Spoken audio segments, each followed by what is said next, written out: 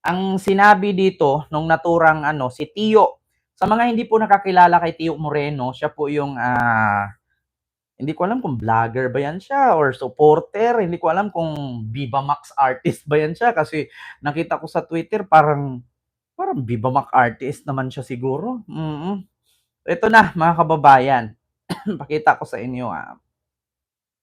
Kasi actually mga kababayan, ito kasi yung nakita ko. Oo, kung nasilip nyo, yung sulat ni Tio Moreno. Magkapatid ba siya ni Isko? Ay, hindi po. Si Isko Moreno, hindi po siya Moreno. Ang totoong apelyido po ni Isko ay Dumagoso. Actually, screen name lang niya yung Moreno. Kasi si Kuya Germs kasi ang handler or ang tatay-tatayan ni Isko noon nung nag-artista pa si Yorme Isko.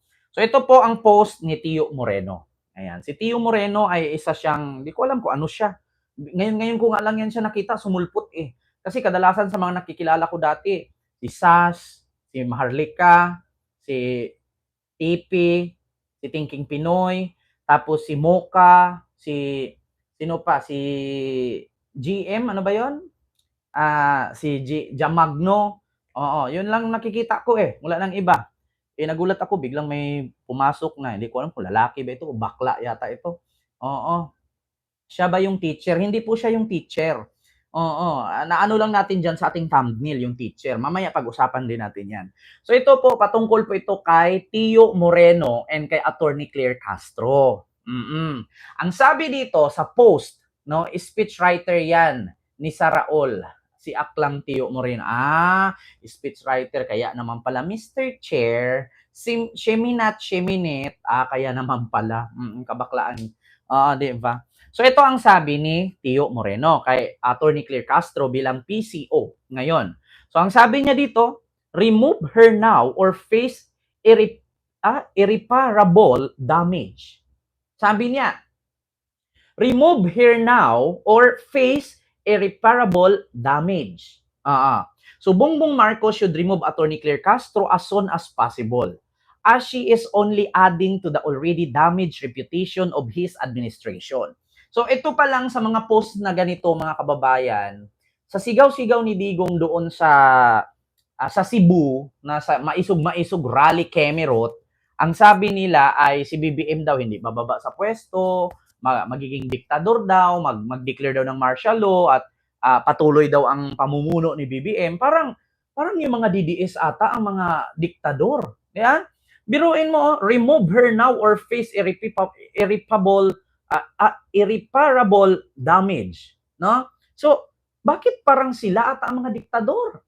Biruin nyo, lakas ng loob, scriptwriter ka lang pala, lakas mo ng loob magpo-post-post, tapos maninira ka pa sa isang attorney. Ano bang nagawa mo? Ano bang degree mo para siraan mo ng isang attorney? Na hindi mo naman, wala naman sigurong ginawa si Attorney Claire sa'yo.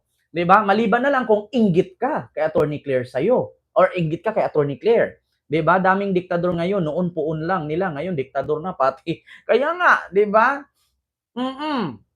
Ito ang sabi, Bongbong Marcos should remove Attorney Claire Castro as soon as possible, as she is only adding to the already damaged reputation of his administration. So, hindi, actually mga kababayan, dito sa unang sentence ng post ni Tio Moreno, na ano daw, as she only adding to the already damaged reputation of his administration. So, sabi dito, so, already adding daw, tawag dito, she is only adding to the already damaged. So, nagdagdag pa daw si Pangulong Bongbong Marcos, no, ng isang nakakasira sa reputasyon sa administrasyon niya. Yung dating sira na nga, nagdagdag pa ng kasiraan. So kailangan daw i-remove. Bakit didiktahan ninyo ang presidente kung anong gusto niyang i-appoint? 'Di ba? Bakit hindi na lang kayo kasi ang magpresidente kung mas magaling pa pala kayo sa kanya? Di akala ko ba si Pangulong Bongbong Marcos ang diktador at susunod ang yapak ng ama? Bakit pati ba naman mga scriptwriter ngayon, mga vloggers, diktador na din? Di ba? Oo, so ina-add lang daw, dinagdag lang daw ni Pangulong Bongbong Marcos si Attorney Claire birang kasiraan sa sira ng reputasyon ng administrasyon. Ngayon, ang tanong ko, mga kababayan, bakit nga ba nasabi ng mga DDS na sira ang reputasyon ni Pangulong Bongbong Marcos? Sino nga ba ang sumira? Di ba? Tio Moreno, alam ko nanonood ka, bakla ka rin eh. Di ba? May tanong kita, sino ba ang sumira sa reputasyon ni Marcos? Kasi wala naman po akong naririnig na siniraan ng Liberal Party si Pangulong Bongbong Marcos. Wala din po akong narinig sa mga kakamping na naninira kay Pangulong Bongbong Marcos. Bagkus, sumuporta pa nga sila na para i-impeach si Sara, na amo mo. Di ba? So, ngayon, pag sinabi mong sira or damage reputation of his administration, kayo lang naman ang sumira. Di ba, Ma'am Saingan Sara? Kayo lang naman ang sumira sa administrasyon ni Marcos kasi hindi niyo matanggap na ang mga gusto ninyo, hindi niyo nakakamit kasi hindi pumapayag si BBM. Di ba? Alam niyo, sa katotohanan mga kababayan, wag na tayong tanga. Wag na tayong paligoy-ligoy pa. Alam niyo ba kadalasan sa mga bumabaliktad at kumakampi kay Duterte, yun po yung mga tao na hindi napagbigyan ni BBM. Di ba? Di ba? Mga kababayan, hindi niyo ba napansin? Yun po yung mga naninira or nakasira sa reputasyon ng administrasyon ni Marcos. Yun po yung mga taong bumaliktad. Sino-sino po ba yung mga bumabaliktad? Galing kay BBM at ngayon tinatawag na nilang adik, tinatawag nilang bangag. Di ba? Yun po yung mga tao na hindi napagbigyan ni BBM ang kanilang gusto. Sabi nga ni Pangulong Bongbong Marcos, kaya naman po sila galit na galit sa akin kasi hindi nila ako mahawakan sa liig at hindi nila makuha ang gusto nila sa akin. Kaya po sila galit sa akin. Di ba? Ano bang, ito, tanong ko sa inyo mga DDS. Sa mga Duterte, sa mga supporter ni Duterte, tanong ko sa inyo, ano nga ba ang kinakagalit ninyo kay Pangulong Marcos? Aber? Kung pagdating naman sa ekonomiya ng ating bansa, noon-noon pa man, naghirap naman na tayo. Ilang presidenteng dumaan? Bakit nung dumaan ba ang pagiging presidente si Duterte, yumaman ba tayo? Wala naman Tapos yun, sisihin ninyo, mahal ang bilihin, mahal ang mga bilihin, mahal ang tax, mahal ang mga bayarin. Aba, kung hindi ba naman iniwan ni Duterte ang malaking utang na 14 trillion, sa tingin nyo, magmahal ang bilihin? Kung walang utang iniwan si Duterte? Actually, sa totoo lang mga kababayan, si Pangulong Bongbong Marcos lang po ang bukod tanging Pangulo na naging presidenteng sumasalo ng utang. Naging presidente sa utang. Yan naman ang katotohanan. Sasabihin nyo, damage reputation. Wala naman tayong naririnig na oposisyon na naninira kay Marcos. Bakit may narinig ba kayo? Sa kakamping, sa Liberal Party ng mga senador, mga congressman na nanira kay BBM, wala. Bagkus, naririnig natin lahat mula sa bunganga ni Duterte. Tapos sasabihin nyo, sira na reputation? Si Duterte lang naninira kayo lang din ang naninira at kayo lang nagsabing sira. Kasi bakit? Hindi niyo matanggap na meron kayong mga gusto na hindi niyo makukuha. Bakit? Magkaiba kasi ang panahon ni Digong at panahon ni Presidente Bongbong Marcos ngayon.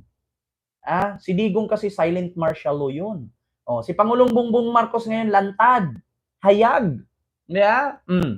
Sunod, it's important to remember that basing on her previous narrative, she can be considered as kakamping and she is also a former ABS-CBN employee. Ito sa totoo lang, ang pagkaintindi ko dito sa sabi ni Tio, parang diniscriminate niya si Attorney Claire. Di ba, Ma'am Helen? Devora, hello po sa iyo, Ma'am. Ma'am Veronica, hello po. Di ba? Dito, based sa pangalawang statement niya, it's important to remember that basing on her previous narratives, she can be considered as kakamping and she is also a former ABS-CBN employee. So ano naman ngayon kung dating kakamping at dating ABS-CBN employee si Attorney Claire Castro? Bakit? Umpisa pa lang. Alam niyo, minsan mga DDS, kaya nasasabi ko kayong bobo. Bobo naman talaga kayo. Hindi nyo na maitanggi yan. Ano ba ang sinisigaw ni Pangulong Bongbong Marcos nung tumakbo siyang pagka-presidente noong 2022? Sama-sama tayong babangon muli. Unity. Uniteam. Walang kulay, walang puli-politika. Sama-sama tayong babangon muli.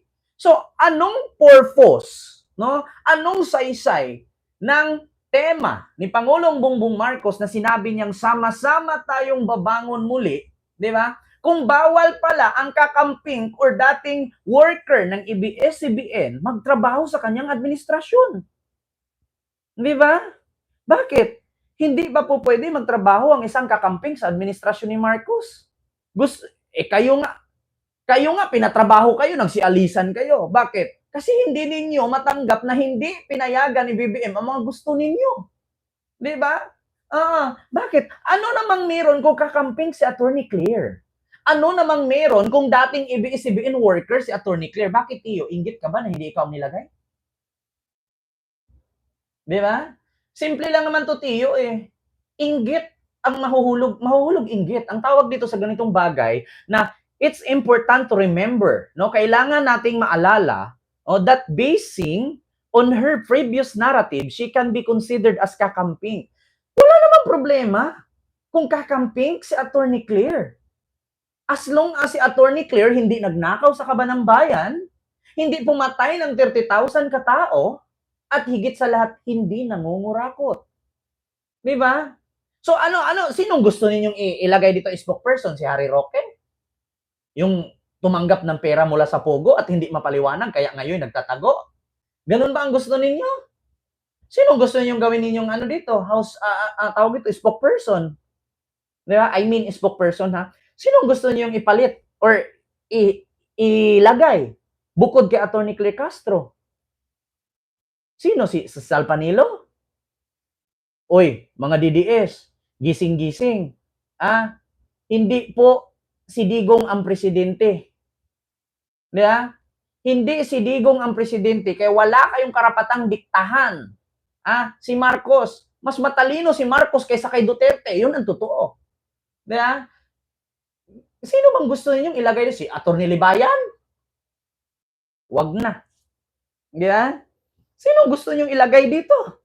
Di ba? Walang problema kung si Attorney Claire ay kakamping, kung si Attorney Claire ay dating ABS-CBN employee.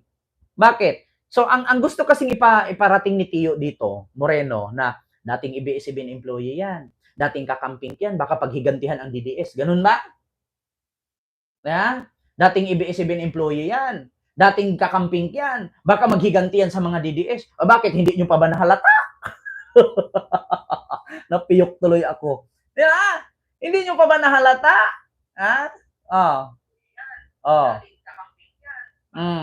Hindi nyo pa ba nahalata? Baka sabihin ninyo, si Attorney Claire, kailangan tanggalin ni Pangulong Bongbong Marcos yan kasi kakamping yan, dating trabahante ng ABS-CBN. Hindi nyo pa ba nahalata? Sasabihin na, baka maghigantihan kay Duterte. Hindi nyo pa ba nakita? Hindi nyo pa ba narinig? Klaro naman po, hindi naman po siguro tayo mga bungol. Hindi naman po siguro tayo mga bulag. Hindi naman siguro tayo mga pipi. Rinig nyo naman kung paano birahin ni Attorney Claire si Digong. Diba?